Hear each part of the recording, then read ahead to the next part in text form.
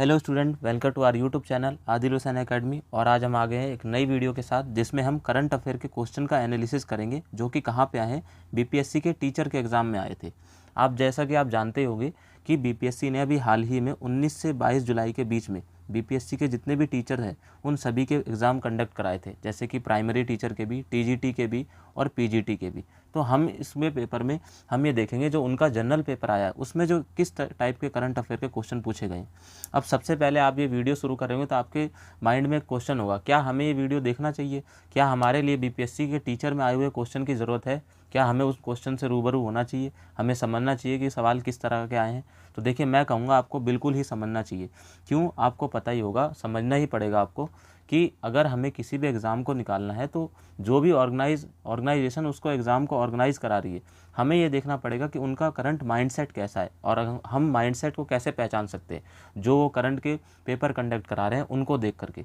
तो इस वीडियो में हम जितने भी करंट अफेयर क्वेश्चन आए हैं 19 से 22 जुलाई के बीच में, चाहे वो प्राइमरी के हो, चाहे टीजीटी, चाहे पीजीटी, मैंने सारे ही करंट अफेयर क्वेश्चन को देखा है। और हम ये भी देखेंगे कि जो हमारे सोर्सेज हैं, क्या उन सोर्सेज में से वो सवाल आ रहे हैं कि नहीं।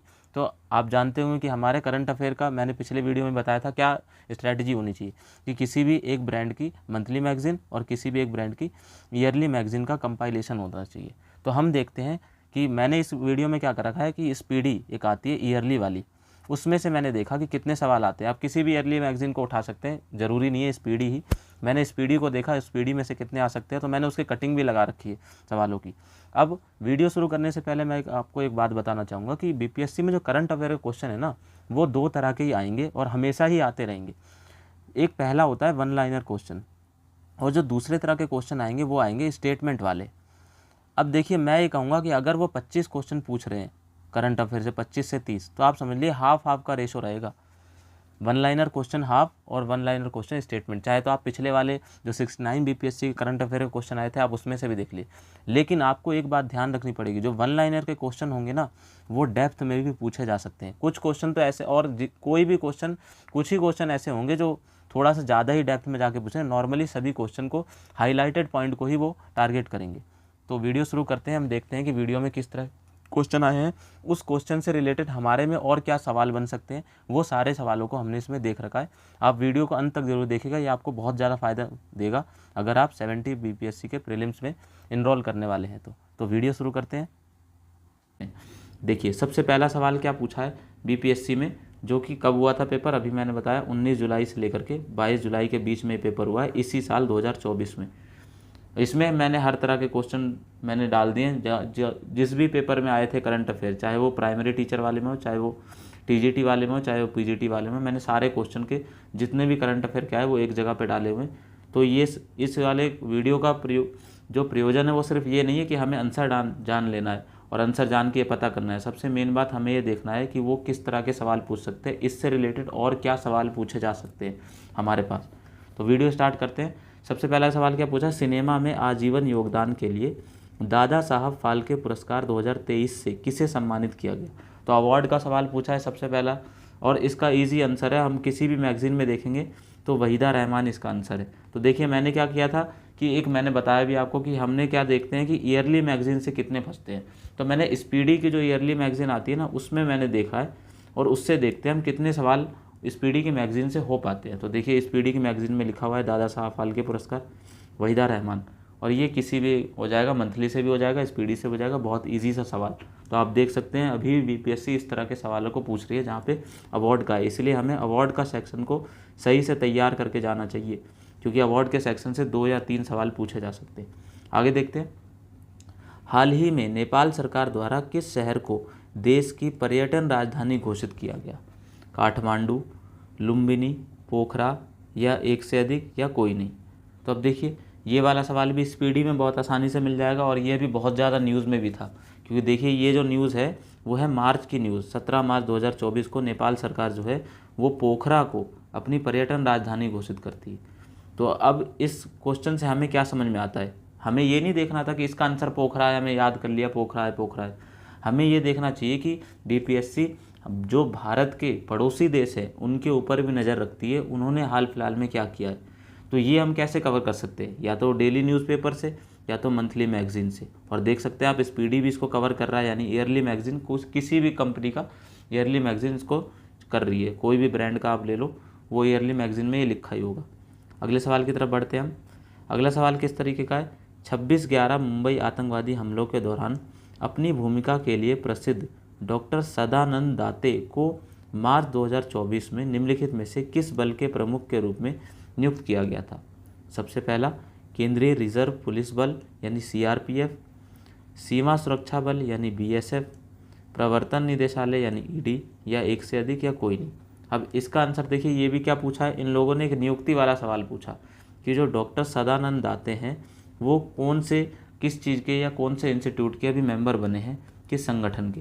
तो कौन से संगठन के, तो देखिए ये स्पीडी में बहुत अच्छे से लिखा हुआ है। स्पीडी में देखिए सदानंद वसंत दाते किसके हैं, महानिदेशक एनआईए यानी राष्ट्रीय जांच एजेंसी, और राष्ट्रीय जांच एजेंसी ऑप्शन में ही नहीं है, और तो इसका आंसर क्या हो जाएगा, ई वाला। अब इससे हमें क्या सीख मिलती है, 70th बीपीएससी में किस तरह के सवाल पूछे जा सकते हैं।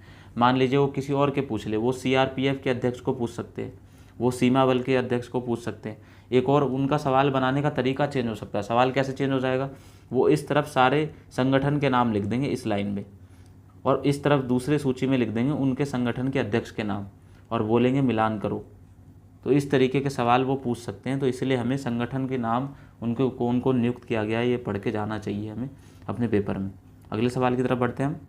अगला सवाल हमारा क्या पूछा है, जनवरी 2024 में देश के चुनाव आयोग के फैसले के खिलाफ पेशावर उच्च न्यायालय के एक फैसले द्वारा इमरान खान की पाकिस्तान तहरीक इंसाफ पार्टी को बहाल किया गया चुनावी प्रतीक क्या है।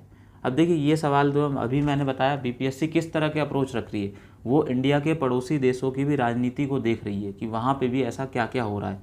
अब ये सवाल कैसे सॉल्व हो सकता है, तो ये सवाल मंथली मैगजीन से हो सकता है, और ये कॉमन सेंस का सवाल है। आपको पता ही होगा कि इमरान खान जो है वो क्रिकेट के अंदर, इमरान खान जो है वो क्रिकेट से बहुत ज़्यादा रिलेटेड है, और क्रिकेट में भी क्या वो एक बैटर थे, तो वैसे तो ऑलराउंडर थे, लेकिन उनके जो चुनाव प्रतीक है वो है क्रिकेट बैट, ये उसका आंसर है। बाकी इसको अगर हम सॉल्व करना चाहें तो किसी भी मंथली मैगजीन से सॉल्व हो सकता है, बाकी अगर इसको स्किप करना चाहे तो स्किप करेंगे। आगे चलते हैं अगले सवाल पे। ये मैंने स्पीडी में देखा था, स्पीडी में मिला नहीं था, इसलिए मैंने यहाँ पे कवर नहीं किया। अगले सवाल को देखते हैं, निम्नलिखित में से कौन सा उन 4 पायलटों में से नहीं है जिन्हें 2024-25 में योजनाबद्ध अंतरिक्ष में इसरो के गगनयान मिशन के लिए अंतरिक्ष यात्री बनने के लिए प्रशिक्षित किया गया। अब देखिए हम लोगों ने पिछले ही साल देखा था कि बीपीएससी का साइंस एंड टेक के ऊपर जो अब निर्भरता है वो बढ़ती जा रही है, वो साइंस एंड टेक को ज़्यादा इंटरेस्ट दिखा रही है यहाँ के सवालों को पूछने में। और हम देखेंगे कि बहुत सारे साइंस एंड टेक के सवाल पूछे हैं, सबसे ज़्यादा सवाल साइंस एंड टेक के पूछे हैं बीपीएससी ने। अब सवाल क्या पूछा, मिशन गगनयान के बारे में, और आपको पता ही होगा ये कितना न्यूज़ में था अभी हाल फिलहाल में। अब देखिए तो आपको याद ही होगा कि मोदी जी ने खुद बोला था कि कौन कौन से लोगों को हम मिशन गगनयान के तहत क्या भेजेंगे, सभी लोगों को एक टूरिस्ट करवाएंगे स्पेस के अंदर, टूरिज़्म होगा, और उनमें 4 लोगों को खोजा गया था, 4 लोगों को ऐलान किया गया था। नाम देखिए किस किस का, ग्रुप कमांडर प्रशांत बालकृष्ण नायर, अंगद प्रताप, अजीत कृष्णन और विंग कमांडर सुधांशु शुक्ला। अब इसमें पूछा है इनमें से कौन सा नहीं है, तो अजीत कृष्णन है, बीपी नायर अभी पढ़ा, प्रशांत बालकृष्ण नायर और सुधांशु शुक्ला भी पढ़ा, यानी इसमें सभी लोग हैं, यानी इसमें कोई भी ऐसा इंसान होगा नहीं। तो इसका आंसर क्या हो जाएगा, डी, यानी सभी लोग हैं, यानी ई है इसका आंसर। अगला सवाल देखिए, ये भी सवाल देखिए, पिछली बार भी बीपीएससी ने इसी तरीके का सवाल पूछा था, और अब की बार सवाल देखिए, नवंबर 2024 में संयुक्त राष्ट्र जलवायु परिवर्तन सम्मेलन 2024 कहाँ आयोजित होने वाला है। अब बाकू अजरबैजान, शर्म अल शेख मिस्र, दुबई यूएई। अब देखिए बीपीएससी इस तरीके के सवाल क्यों पूछ रही है, आप एक सेंस समझिए। अभी हाल फिलहाल में ही एक पेपर भी हुआ था सीडीएस का, उसमें यही सवाल पूछा गया इस तरीके। उसमें क्या करा, उन लोगों ने पहले यहाँ पे देशों के नाम लिखे, कॉप के नाम लिखे, जानते होंगे आप कॉन्फ्रेंस ऑन पार्टी, कॉप के नाम लिखे, और कॉप लिखा हो 26, 27, 28, 29 इस तरीके से लिखा, और जहाँ जहाँ पे वो हुए हैं ना वो दूसरी तरफ मिलान करो में लिखा है इस तरफ, इस तरीके के सवाल बना रहे हैं, यानी इस तरफ कॉप लिख दिया और इस तरफ उसके जहाँ जहाँ पे, और उसको कह रहे हैं वो उसको मिलान करो। तो इस तरीके से बीपीएससी ने भी वहीं से सवाल पूछा है कॉप के बारे में। और ये कॉप ऐसी चीज़ें हैं जो कि बहुत लाइमलाइट में है ये, और हाईलाइटेड चीज़ों को हमें पढ़ना ही पड़ेगा।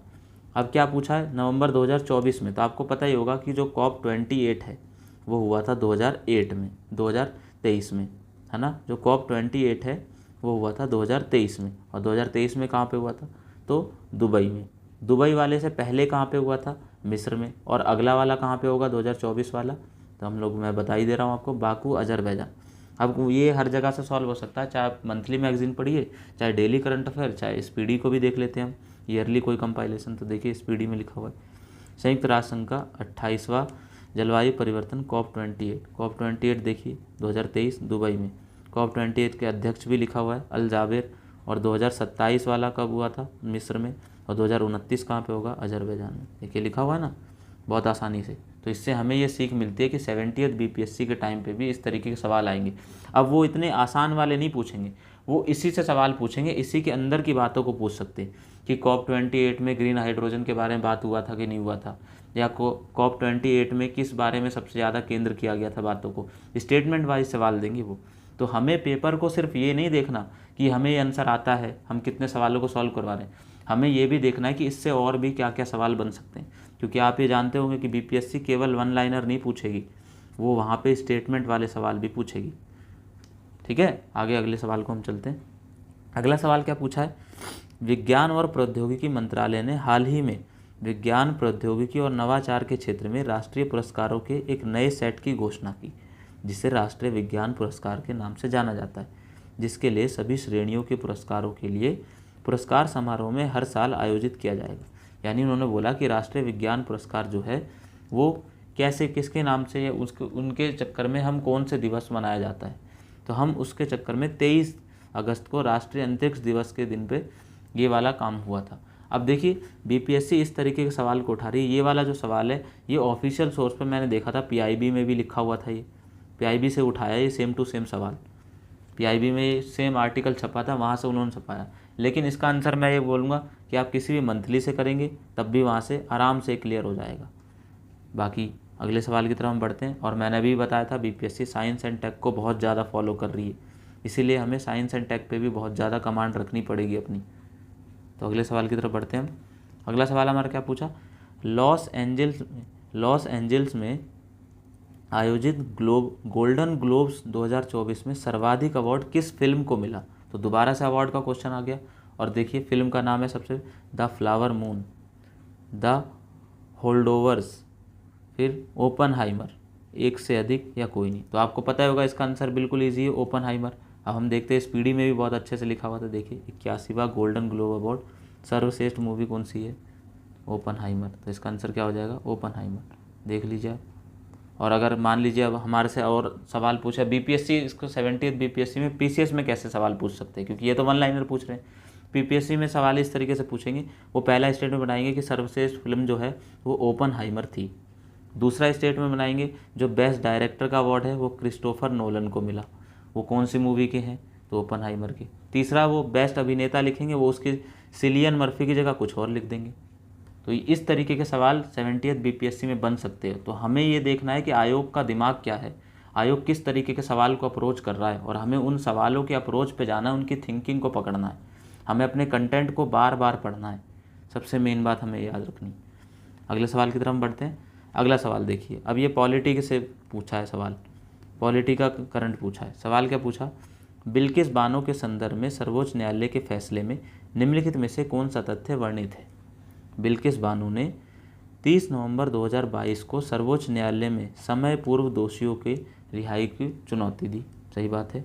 अगला, 23 अप्रैल 2019 को सर्वोच्च न्यायालय ने बिल्किस बानो को गुजरात सरकार से 50 लाख रुपए का मुआवजा दिलाया था। फिर तीसरा, 8 जनवरी 2024 को सर्वोच्च न्यायालय ने 11 दोषियों को समय पूर्व रिहाई करने के संबंधी आदेश को रद्द किया। और चौथा स्टेटमेंट क्या है, न्यायमूर्ति BV नागरत्ना और न्यायमूर्ति उज्ज्वल भुइया ने निर्णय दिया। अब देखिए ये सवाल ऐसा है, अभी आप जानते होंगे कि 2002 में हुए थे गुजरात राइट्स, और उसके अंदर बिल्किस बानो जो है एक नॉर्मल महिला थी, उनके साथ एक गैंगरेप वाले कांड हो गया था, यानी इनके साथ जो इस तरीके का दुर्व्यवहार हुआ, तो उसके बाद इनके जो भी दोषी थे उन सबका ये सारा केस था। अब ये जो केस है ना, अभी बहुत ज़्यादा लाइमलाइट में था, क्योंकि आपको पता ही होगा अभी थोड़े दिनों पहले इनको छोड़ा गया था, सुप्रीम कोर्ट ने इनको छोड़ दिया था वहाँ के, और उसी के ऊपर अब सवाल पूछा है। अब देखिए सवाल मैं ये कहूँगा कि ये नहीं आएगा डायरेक्टली बीपीएससी में, इस तरीके के सवाल अब डायरेक्टली वही ये सवाल सेम तो वो पूछेंगे नहीं। अब पॉलिटी से वो और दूसरे सवाल क्या पूछ सकता है, तो देखिए अभी क्या है लाइमलाइट में सबसे ज़्यादा, तो अभी आपने सुना होगा वन नेशन वन इलेक्शन, इसके बारे में सवाल पूछा जा सकता है। ये क्या होता है, इससे क्या बातें उठ सकती है, इससे क्या आसानी हो सकती है, लाभ हो सकता है, हानि हो सकता है, यानी इस तरीके की वो माइन्यूट चीज़ें पूछेगा। जैसे अभी आप आगे पढ़ेंगे कि वो वीवीपैट के बारे में भी एक सवाल पूछा जाएगा, तो सवाल वीवीपैट के बारे में आएगा क्योंकि अभी अभी इलेक्शन हुआ है। तो देखिए इसका आंसर बीपीएससी ने जो दिया है वो है डी, यानी सारे उपरोक्त में से एक से ज़्यादा कथन सही है। बाकी इसका जो चौथा वाला ऑप्शन है वो भी सही है। हमें ये ध्यान रखना है कि बिल्किस बानो का जो केस है उसके जज कौन है, बीवी नागरत्ना और उज्ज्वल भुइया, ये इनके जज हैं। आगे देखते हैं हम अगले सवाल की तरफ। अगला सवाल हमारा क्या है, 18 फरवरी 2024 को श्रीहरिकोटा से अंतरिक्ष में भेजे गए इनसेट 3DS का प्रयोग निम्नलिखित के लिए किया जाएगा। यानी उन्होंने पूछा है कि इनसेट 3DS का प्रयोग क्यों किया जाएगा। अब देखिए किसी भी मंथली मैगजीन पढ़िए, चाहे आप ईयरली कंपाइलेशन में, बिल्कुल ईजी सा सवाल है। अभी हाल फिलहाल में आपको पता होगा 18 फरवरी, और ये बहुत न्यूज़ में भी था, क्योंकि जो इनसेट है ना वो क्यों करा था, मौसम विज्ञान के क्षेत्र को जानने के लिए। अब देखिए स्पीडी में ही बहुत बढ़िया से लिखा हुआ है इसको। 17 फरवरी 2024 को इसरो ने देश के सबसे उन्नत किस मौसम सैटेलाइट के सफलतापूर्वक लॉन्च किया, तो इनसेट 3DS। तो इसका आंसर ईयरली कंपाइलेशन से भी हो जा रहा है। अगले सवाल की तरफ देखते हैं। अगला सवाल क्या पूछा है, भारत के नए संसद भवन में सांसदों के निलंबन का रिकॉर्ड निम्नलिखित में से कौन सा है। अब देखिए ये सवाल जो है वो थोड़ा ट्रिकी है। सवाल कैसे ट्रिकी बनता है, इन्होंने पूछा है कि जो आपको पता ही होगा कि संसद भवन में या संसद जब भी होती है तो आए दिन बहुत सारे सांसदों को निलंबित कर दिया जाता है, लेकिन अब ये हमेशा होता रहता है, इसका कोई फिक्स डेटा तो अभी तक आया नहीं है कि इतने ही हुए होंगे अभी तक निलंबन। तो इसका आंसर जो बीपीएससी है, उन्होंने आयोग ने भी इसका आंसर ई लगाया है खुद से। ऐसा नहीं है कि कभी 16 सांसद निलंबित नहीं होंगे, कभी 13 नहीं होंगे, कभी 41 नहीं होंगे, लेकिन बात तो यही है ना कि ये आए दिन होते रहते हैं, तो ये चेंजेस होते रहते हैं। जैसे बीपीएससी ने पहले भी एक सवाल पूछा था कि गया की जनसंख्या क्या है, 69 बीपीएससी वाले करंट अफेयर में। अब वो सवाल भी खुद ही बीपीएससी ने नेगलेक्ट किया और इस सवाल को खुद भी अभी बीपीएससी भी नेगलेक्ट कर रही है। तो आगे अगले सवाल को देखते हैं हम। और इस तरह के सवालों को मैं कहूँगा स्किप करना ही सबसे बड़ी भलाई है, क्योंकि हम नेगेटिव कराएंगे इन सवालों को अगर छुएंगे तो। अगला सवाल देखिए, अभी जो मैंने बोला था, देश में मतदाता सत्यापित कागज लेखन परीक्षा विचारण वीवीपैट निम्न में से किस वर्ष अस्तित्व में आया। तो सवाल अगली बार पूछ सकता है कि वीवीपैट का, जैसे आप जानते हैं कि पिछली बार सवाल आया था चैट जीपीटी में पूछा था उन्होंने जी का मतलब क्या है, जिसमें हम लोगों ने बताया था जेनरेटिव, है ना, याद है आपको ऐसा सवाल। अब इसी तरीके का सवाल उन्होंने दोबारा पूछा वीवीपैट, और अभी आप जानते हैं इलेक्शन में इसका बहुत चर्चा थी। अब ये क्या होता है वीवीपैट, तो पहले तो मैं समझाता हूँ छोटा सा। वीवीपैट क्या है, एक ईवीएम मशीन जो होती है ना, उसी के अंदर की एक ऐसी मशीन होती है जिसमें अगर कोई वोटर अपने वोट देता है तो उसकी जो पर्ची है वो उसको दिखती है। लेकिन आपको ये ध्यान रखना है, वीवीपैट जब भी निकलेगा तो ये पर्ची को निकालती है कि उसने किसको वोट दिया, लेकिन ध्यान रखिएगा मतदाता जो है वो उस पर्ची को घर नहीं ले जा सकता है। मान लीजिए अगली बार जो बीपीएससी इसी सवाल बनाएगी वीवीपैट से, तो वो कह भी सकती है कि वीवीपैट द्वारा दिए गए पर्ची को मतदाता घर लेके जा सकते हैं, तो वो बात गलत हो सकती है। जो आप ध्यान रखना, वो बात गलत होगी। बाकी वीवीपैट की फुल फॉर्म क्या होगी, voting verified paper audit trail, voting verified paper audit trail. मान लीजिए अब टी का फुल फॉर्म पूछ ले इसी में से, जैसे पिछले पूछा, पी का पूछ ले या वीवी का पूछ ले, वोटर वेरीफाइड। और कब से चालू हुआ, तो वीवीपैट पहली बार हुआ था 2013 में। किस राज्य में ही पूछ सकता है, तो पहली बार जो हुआ था वो हुआ था नागालैंड में। तो इस तरीके से सवाल बन सकते हैं हमारे। अगले सवाल को देखते हैं हम। हमारा उद्देश्य ये नहीं है केवल कि इसका आंसर जान लेना कि हाँ वीवीपैट 2013 में हुआ था, इसके अलावा भी जो भी सवाल बन सकते हैं हम उन पर भी ध्यान देंगे, है ना। चलिए अगले सवाल पे चलते हैं। किस नदी के किनारे को पश्चिम बंगाल सरकार टी पार्क के रूप में विकसित करने की योजना बना रही है। अब ये सवाल कॉमन सेंस से हो सकता है, लेकिन नेगेटिव हो जाएगा। अब देखिए आपको पता होगा कि पश्चिम बंगाल में जो वो है, जो पश्चिम बंगाल कौन सी नदी के किनारे है, कोलकाता जो है वो हुगली नदी के किनारे है। अब देखिए समझिए, इसका आंसर तो वैसे हुगली नदी है, लेकिन कुछ लोग भ्रम में होकर के ब्रह्मपुत्र भी लगा सकते हैं। लेकिन देखिए स्पीडी में भी लिखा हुआ था इसका आंसर, शायद वो लगा नहीं वो, लेकिन स्पीडी में इसका आंसर था। बाकी आप ये देखिए कि जो बीपीएससी है वो किस तरह के सवालों को अप्रोच कर रही है। वो हमारे गवर्नमेंट के, यानी कोई स्टेट गवर्नमेंट अगर कोई इनिशिएटिव करती है तो वो उसको भी पूछने की कोशिश कर रही है। तो आपको जब भी पढ़ना है तो इन सभी चीज़ों को माइन्यूट तरीके से समझना है, क्योंकि बीपीएससी वन लाइनर भी पूछेगी और स्टेटमेंट वाले भी पूछेगी। क्योंकि आप पिछले वाले एग्ज़ाम को याद कर सकते हैं कि अगर 25 क्वेश्चन करंट से थे तो 10 स्टेटमेंट वाले थे और 15 वन लाइनर लगभग थे। तो हमें ये ध्यान रखना पड़ेगा, हमें अच्छे से पढ़ना पड़ेगा हर एक चीज़ को। अगले सवाल की तरफ हम बढ़ते हैं। अगला सवाल क्या है, आदित्य L1 लैंग्वेज पॉइंट 1 पर 6 जनवरी 2024 को पहुंच गया। इसमें 7 पेलोड लगे होते हैं। आदित्य L1 में यान के डेक पर एक मैग्नेटोमीटर लगा हुआ है। आदित्य L1 में विजिबल एमिशन लाइन कोरोनोग्राफ प्रतिदिन 1440 फ़ोटो पृथ्वी पर भेजेगा। अब सबसे मेन बात, ये सवाल मेरे को ऐसा लगा जो कि बीपीएससी के पीसीएस लेवल का क्वेश्चन है। इसी टाइप के बीपीएससी में पीसीएस लेवल में ज़्यादातर सवाल पूछे जाएंगे। और मैंने अभी बताया बीपीएससी जो है वो साइंस एंड टेक पे ज़्यादा अब कमांड कर रही है। हमने पिछली बार पेपर में भी देखा था कि उन लोगों ने एनवायरनमेंट के सवाल भी पूछे थे, जो पहले उनका कभी भी रिवाज नहीं था। यानी बीपीएससी अब ट्रेंड को बदल रही है।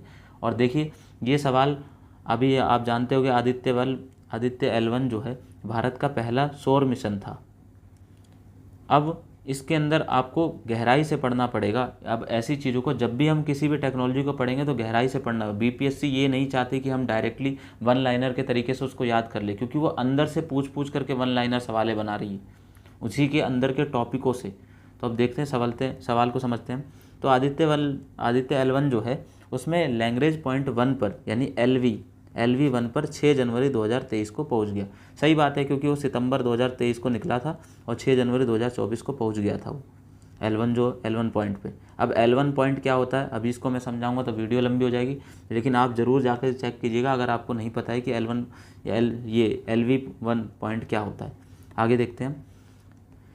अगला पूछा है इसमें 7 पेलोड है। पेलोड क्या होता है ये भी समझा, अभी बाकी इसको समझा ही देता हूँ। पेलोड का मतलब ये होता है कि जब भी किसी रॉकेट को भेजा जाता है तो उस रॉकेट के अंदर कुछ सामान भेजे जाते हैं। तो पेलोड में वो सामान सारे भरे होते हैं। आप ये समझिए पेलोड एक तरीके का थैला है जिसमें रॉकेट के अंदर वो थैले को सबको लेकर जाया जाता है, जो भी रॉकेट के काम की चीज़ें हैं। जैसे उसमें कैमरे रखे होंगे, इस तरीके से समझो। जैसे कि मान लीजिए हम कहीं बाहर जाते हैं तो अपने थैले में कोई सामान लेके जाते हैं, तो पेलोड भी उसी तरीके का थैला है, एक तरीके से ऐसे समझ लीजिए। आदित्य L1 में यान के डेक पर मैग्नेटोमीटर लगा हुआ है। बिल्कुल, आप अगर आदित्य L1 को देखेंगे पूरा तो बिल्कुल लगा हुआ है वहाँ पे। आदित्य L1 में विजिबल एमिशन लाइन कोरोनोग्राफी 1440 फोटो वो पृथ्वी पर भेजती है। बिल्कुल सही है, यानी ये चारों ही कथन सही है। और मैं ये मानता हूँ कि क्या पता ये सवाल डुप्लीकेट डिट्टो सवाल हमारे बीपीएससी के 70th प्रीलिम्स में पूछा जा सकता है। तो इस सवाल का आंसर आप देख लीजिए, चारों स्टेटमेंट मेरे हिसाब से चारों स्टेटमेंट सही है और बीपीएससी ने इसका आंसर डी लगाया। अगले सवाल की तरफ हम बढ़ते हैं। अगला सवाल क्या पूछा है, देखिए बड़ा अजीब सा सवाल पूछा है। निम्न में से कुल कितने लोग 26 जनवरी 1950 से 2024 के प्रारंभ तक बिहार के मुख्यमंत्री रहे? अब देखिए किस तरीके के सवाल है। अब इसी तरीके के सवालों को कुछ और मॉडिफाई करके बीपीएससी 70th में पूछ लेगी या डायरेक्टली इसी को पूछ लेगी। सवाल ये पूछा है कि 26 जनवरी 1950 से लेकर के 2024 तक कितने लोग बिहार के मुख्यमंत्री बने? तो ये बने हैं टोटल 23 लोग। ये एक नई बात आपको पता चली होगी आज। अब देखिए सवाल और क्या बन सकता है। सवाल ये पूछ सकते हैं बिहार में सबसे लंबे समय तक कौन बने हैं जो मुख्यमंत्री। तो आपको पता होगा सबसे लंबे समय तक जो बनने वाले हैं ना वो है नीतीश कुमार, अभी जो बने थे। अब देखिए बिहार में अभी हम लोगों ने पढ़ा कि लगभग 23 लोग बन गए। 23 में अगर पूछ ले कि 23वां कौन है तो 23वें नीतीश कुमार नहीं है, 23वें हैं जीतन राम मांझी। नीतीश कुमार कौन से हैं? 22वें हैं। लेकिन सबसे लंबे समय तक कौन रहे? नीतीश कुमार। ये आपको ये बात याद रखना है। ये नए नए फैक्ट है कुछ, लेकिन आपको इन बातों को ध्यान रखना है। आगे चलते हैं अगले सवालों पे। बाकी आपको ये भी ध्यान रखना है कि बिहार के पहले मुख्यमंत्री कौन थे? श्री कृष्ण सिंह। पिछली बार उन पर सवाल भी आया था, बिहार केसरी वाला, याद कीजिए आप। बिहार के मुख्यमंत्री रिलेटेड और भी सवाल पूछा था। श्री कृष्ण का कार्यकाल पूछ सकते हैं वो, या बिहार के अंदर कोई भी इनिशिएटिव आया हो तो उस समय में कौन से मतलब मुख्यमंत्री रहे हो, इस तरीके के सवाल पूछे जा सकते हैं। तो हमें सवालों को अप्रोच को ध्यान रखना है कि बीपीएससी किस तरह के सवालों को पूछ सकती है। अगले सवाल को देखते हैं हम। सवाल पूछा है, भारत और जापान द्वारा संयुक्त सैन्य अभ्यास 25 फरवरी 2024 को राजस्थान के महाजन क्षेत्र में आयोजित किया गया। उस संयुक्त सैन्य अभ्यास का नाम बताइए। तो इसका आंसर है धर्म गार्डियन 2024, और स्पीडी में ही बढ़िया से लिखा हुआ है, आप देख सकते हैं। भारत और जापान 5वां धर्म गार्डियन एक्स 2024, और कहाँ पे, राजस्थान के महाजन फील्ड फायरिंग रेंज में, थल सेना की है। अब इसी तरीके के सवाल को मॉडिफाई करके वो पूछ सकती है बीपीएससी 78 बीपीएससी में। तो देखिए ईयरली कंपाइलेशन में, अगर ईयरली कंपाइलेशन का मैं क्यों प्रूफ दिखा रहा हूँ, मैं ये नहीं दिखाना चाहता कि आप इसके चक्कर में स्पीडी पढ़िए, मैं बस ये दिखाना चाहता हूँ कि अगर आप एक मंथली और एक ईयरली करते हैं, मंथली मैं इसलिए कहता हूँ क्योंकि मंथली जो है वो हमारा बेस बनाती है। मंथली हमें सिखाएगी कि हमें कैसे गहराई से पढ़ना है, क्योंकि उसमें सारी बातें पॉइंट टू पॉइंट नहीं लिखी होगी, वन लाइनर नहीं लिखा होगा, उसमें सभी के बारे में अंदरूनी बातें लिखी होगी, गहन तरीके से अध्ययन लिखा होगा। लेकिन यहाँ पे ऐसा नहीं है। जो स्पीडी है या कोई भी मंथली मैगजीन, चाहे एडुटेरिया की हो चाहे घटना चक्री, घटना सार की, ये हमें एक रिविजनल बुक होती है जहाँ से हम रिविज़न कर सकें। तो इसलिए मैं बता रहा था। अगले सवाल की तरफ बढ़ते हैं। सवाल क्या पूछा है, किन देशों की अंतरिक्ष एजेंसियों ने निजी कंपनियों और अंतर्राष्ट्रीय अंतरिक्ष स्टेशन का दौरा आयोजित करने की अनुमति दी है। अब ये सवाल देखिए, बहुत ज़्यादा पॉपुलर अभी ये सवाल था, बहुत न्यूज़ में था। आपको पता ही होगा कि एक कंपनी है, जो एक प्राइवेट कंपनी है, स्पेस एक्स ने अभी एक रॉकेट लॉन्च किया था फॉल्कन नाम से, याद है आपको? अगर आपने अभी करंट अफेयर में होंगे और करंट अफेयर पढ़ रहे होगे तो आपको पता होगा कि स्पेस एक्स एक प्राइवेट कंपनी जो फॉल्कन नाम से एक रॉकेट लॉन्च करती है। इसी रॉकेट लॉन्च में वो कुछ टूरिस्ट को बाहर ले जाने के लिए अंतरिक्ष स्टेशन का दौरा कराने के लिए चुनती है। इसी में से वो 3 देश होते हैं ऐसे जो इनका साथ देते हैं, यानी वो भी इसकी अनुमति देती हैं। तो वो कौन से हैं? तुर्की, स्वीडन और इटली। तो क्या पता आपसे स्पेस क्राफ्ट भी पूछ ले कि स्पेस क्राफ्ट कौन सा था। तो स्पेस क्राफ्ट का नाम था क्रू ड्रैगन। क्या नाम है? Crew dragon. इस तरीके के सवाल पूछे जा सकते हैं। तो कंपनी का नाम क्या है? स्पेस एक्स, रॉकेट का फाल्कन, और स्पेस क्राफ्ट का नाम क्रू ड्रैगन। और कौन से देशों को अनुमति दी गई? तुर्की, स्वीडन और इटली। इसका आंसर सी है। तो आप ये देखिए कि बीपीएससी साइंस एंड टेक के सवालों को भी बहुत अच्छा, और ये ऐसे सवाल नहीं है जो बहुत ही अंदरूनी सवाल है या कहीं पे मिलेंगे नहीं, ये सवाल बिल्कुल हाईलाइटेड सवाल है। आप ये बात को मन में बिल्कुल रखिएगा, बीपीएससी उन्हीं सवालों को पूछ रही है जो कि हाईलाइटेड है। ऐसा नहीं है बीपीएससी किसी भी सवालों को पूछ ले रही है या बिल्कुल ही ऊट पटांग सवाल पूछ रही है कि इसका तो कोई सोर्स ही नहीं बन सकता। बीपीएससी उन्हीं सवालों को पूछती है जो कि हाईलाइटेड है। अगर वो 1-2 सवाल इस तरह के पूछ रही है तो वो जानबूझ के पूछ रही है ताकि आप उनको स्किप करें, दूसरों की तरह नेगेटिव ना करें। आगे अगले सवाल को देखते हैं, नहीं तो वीडियो ज़्यादा लंबी हो जाएगी। 24 फरवरी 2024 को प्रधानमंत्री नरेंद्र मोदी द्वारा कच्छ की खाड़ी क्षेत्र में द्वारका को जोड़ने के लिए किस सेतु का उद्घाटन किया गया? अब देखिए कौन सा सेतु है? सुदर्शन सेतु का। अब ये स्पीडी में लिखा हुआ है, बिल्कुल लिखा हुआ है, स्पीडी में देखिए। 25 फरवरी 2024 को प्रधानमंत्री नरेंद्र मोदी ने गुजरात के ओखा और बेट द्वारका द्वीप को जोड़ने के लिए किस नाम से देश का सबसे लंबा केबल आधारित पुल का उद्घाटन किया? सुदर्शन सेतु। अब देखिए सवाल में एक और चीज़ क्या ऐड हो सकती है, सुदर्शन सेतु का किसके बीच में जोड़ा गया है? तो ओखा और बेट द्वारका द्वीप को। गुजरात के अंदर है ओखा, और बेट द्वारका द्वीप जो है वो द्वारका द्वीप। तो समझ रहे हैं ना आप? तो इस तरीके के सवाल को मॉडिफाई करके हो सकता है। अगले सवाल को देखते हैं हम। अगला सवाल पूछा है, IPEF द्वारा क्लीन एनर्जी इन्वेस्टर फोरम का आयोजन किस देश द्वारा किया जाएगा? तो इसका आंसर क्या है? ये भी सवाल न्यूज़ में था और इसका आंसर है सिंगापुर। तो देखिए बीपीएससी इंटरनेशनल लेवल पे होने वाले आयोजन को भी टारगेट कर रही है। अभी हम लास्ट में मैं दिखाऊंगा आपको किन किन सब्जेक्ट से वो ज़्यादातर पूछ रहे हैं और हमें किन किन बातों पे ध्यान रखना चाहिए। आगे सवाल को देखते हैं, ये वाला स्पीडी में नहीं था। अगले सवाल को, मुंबई में संपन्न मिस वर्ल्ड 2024 का ताज किसके सर पे सजा? तो देखिए स्पीडी में ही बहुत सारे सबके अवार्ड लिख रखे हैं। तो हमें क्या पूछा? मिस वर्ल्ड देखिए, मिस वर्ल्ड सेकंड पे ही है क्रिस्टीना पिज़कोवा। कहाँ की है? चेक रिपब्लिक की। इसका आंसर मिस चेक क्रिस्टीना पिज़कोवा। अगले सवाल को देखते हैं हम। अगला सवाल क्या पूछा, और ये पिछला वाला ये क्या पूछा? अवार्ड वाला सवाल। किसे हाल ही में वर्ष 2023 के लिए ICC महिला T20I cricket of the year चुना गया? तो महिला T20I cricket of the year. तो स्पीडी में भी सारे लिखे हुए हैं। तो हमें क्या देखना है, महिला और T20 क्रिकेट उधर किसे को, हेले मैथ्यूज़ को। कहाँ से हैं वो, वेस्ट इंडीज़ से। क्या ऑप्शन में है, बिल्कुल है, सी वाला ऑप्शन हमारा हो गया। तो आप देखिए इस तरीके के सवाल, और ये सवाल 2023 का है। तो क्यों 2023 का सवाल पूछा, इसका रीज़न भी, क्योंकि पेपर हुआ है जुलाई 2023 में, जुलाई 2024 में। जुलाई 2024 में आए तो कम से कम जुलाई 2023 से तो चालू करेंगे वो। तो इस तरीके का सवाल है। अगले सवाल को देखते हैं। अकादमी पुरस्कार 2024 में सर्वश्रेष्ठ अभिनेता का पुरस्कार किसको दिया गया। तो अभी मैंने थोड़ी देर पहले ही पढ़ाया था, ये ऑस्कर वाला किसको मिला है, सिलियन मर्फी को। अब देखिए इसका आंसर, ये देखिए 96वां ऑस्कर अवार्ड किसको मिला है, अभी हम लोग ने पढ़ा था सर्वश्रेष्ठ अभिनेता किलियन मर्फी। कौन से मूवी के, ओपनहाइमर के, ये आंसर यहाँ पे। और ओपनहाइमर का बहुत राज चला हुआ है हर एक एग्ज़ाम में, चाहे वो कोई भी एग्ज़ाम हो, अभी ओपनहाइमर सब में पूछी जा रही है। अगला सवाल, IIT मद्रास ने ई मोबिलिटी सिमुलेशन लैब लॉन्च करने के लिए किसके साथ करार किया है। तो देखिए ये सवाल भी, इस तरीके के सवाल BPSC पूछ रही है। इसका आंसर क्या है, अल्टेयर। मैं कहूँगा बस इसके लिए क्या होना चाहिए, हमारे जो है करंट पे हमारी पकड़ होनी चाहिए। जो डेली न्यूज़ है, हमें डेली न्यूज़ को अभी करंट पे रखना पड़ेगा, और जो पिछले हैं उनको मंथली करते रहना चाहिए। जैसे मान लीजिए अभी 17 नवंबर आने वाले हैं, तो हम जानते हैं कि नवंबर से पहले अक्टूबर तक का सब आएगा। तो हमें अक्टूबर तक के जो है डेली एक आध घंटा, आधा आधा घंटा पढ़ते रहना चाहिए, ताकि मंथली का, अक्टूबर के मंथली मैगजीन को ना पढ़ना पड़े हम बहुत ज़्यादा डिटेल में, इसलिए। तो अल्टेयर। अगले सवाल को देखते हैं। अगला सवाल क्या पूछा, इसरो द्वारा 2024 में अंतरिक्ष यात्रियों सहित भेजे जाने वाले अंतरिक्ष का नाम। देखिए अभी पहले ही पूछा था, और अगले शिफ्ट में सेम सवाल पूछा। अभी हम लोगों ने पढ़ा था मिशन गगनयान, जिसमें 4 लोगों को भेजा जाता है, मोदी जी खुद अनाउंस करते हैं।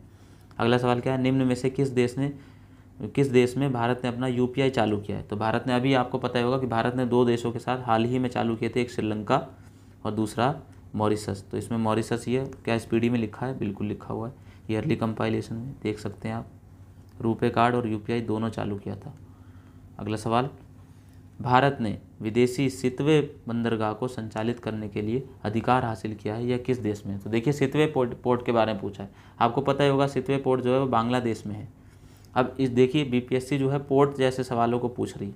तो पोर्ट जैसे सवालों को पूछने के लिए आपको जो हमारे वर्ल्ड मैप है इनको सही से देखना पड़ेगा, और जो भी चीज़ें अभी न्यूज़ लाइमलाइटेड है, जैसे कि एक आपने देखा होगा IPEF, इस तरीके के ये सारे संगठन। तो ये इस तरीके के संगठन को हमें देखते रहना पड़ेगा, और हमें ये देखना पड़ेगा कि भारत के जो व्यापारिक संगठन है वो कौन कौन से बंदरगाह से बन रहे। जैसे कि आपको पता ही होगा कि सुएज़ नहर वाला जो भी बहुत न्यूज़ में है, इसराइल और मिस्र के बीच में है ये। तो इस तरीके के सवाल पूछा जा सकता है। अगला सवाल, कौन सा देश G7 का सदस्य नहीं है। तो कौन सा देश नहीं है, तो आपको ये पता होगा G7 में से पहले G8 था, G7, लेकिन G8 से हट गया, एक देश हट गया था, रसिया, रूस हट गया था। बाकी मैंने इसका एक पूरा मैप दिखा दिया आपको। G7 में ये देश है, पहले G8 था, ये हट चुका है। अब G20 के भी मैंने लगा दिए हैं। अगर आपको पढ़ना हो तो G20 के भी अच्छे से आप पढ़ सकते हैं, थोड़ा रोक दे, पॉज करके आप पढ़ सकते हैं। तो इस तरीके से वीडियो हमारी समाप्त होती है। अब हम देखते हैं कौन कौन से टॉपिक से कितने सवाल आते हैं। अवार्ड वाले से 5 सवाल, इंटरनेशनल अफेयर यानी वर्ल्ड में क्या चल रहा है उससे 7 सवाल, और मैंने बताया था साइंस एंड टेक से भी 7 सवाल, गवर्नमेंट की स्कीम और वर्क से 2 सवाल, पॉलिटी से 3 सवाल, इंडेक्स से आया 1 सवाल, और इन्वायरमेंट से 1 सवाल। तो देख सकते हैं आप किस तरीके के सवाल पूछे जा रहे हैं, और यहाँ से उठा करके वो इस तरीके के सवाल को छाट रहे हैं। तो हमें अब काम की बात क्या है, मैं इस वीडियो में मैं ये नहीं बताना चाहता था कि किस मंथ से कितने सवाल आए। अगर मैं आपको ये बोल दूंगा ना कि इस मंथ से इतने ज़्यादा सवाल आए, मान लीजिए मैंने बोल दिया कि जनवरी 2024 से सबसे ज़्यादा सवाल है, लेकिन अब आप जनवरी 2024 को इतने अच्छे से पढ़ने लगे, मान लीजिए उससे अगली बार 2 ही सवाल आए, तो किस मंथ से कितने सवाल आते हैं ये फिक्स नहीं है।